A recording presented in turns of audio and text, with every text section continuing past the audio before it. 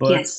you did mention that you stayed in the US. You've been in India for a bit, and you said you've seen the differences in access. Uh, Yeah. so how do you think the access is different in the States compared to India? Oh God, the comparison. If I make the comparison, it's huge.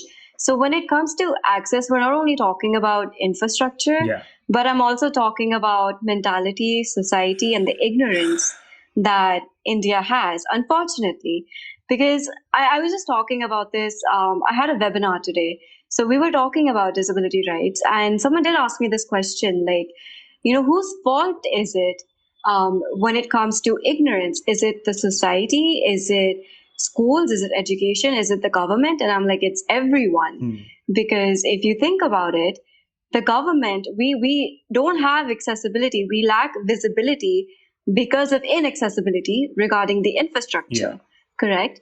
And because of that, a lot of parents don't want to send their children with disabilities to schools Yeah. because, again, there's a lack of social awareness as well. Yeah. And whose fault is it that we don't have proper infrastructure, Yeah. which is the Yeah. government? So, in all, we're all ignorant when it comes to that. Yeah. And when you check out America, the first thing that I noticed, I was there since I was like 2 months old, so I grew up there. Right. I grew up there. So when you see someone with a disability, you just don't really think much about it. You're like, it's normal Yeah. because you're so used to seeing people out on wheelchairs or, walkers or crutches or whatever. We're just Yeah. so used to it.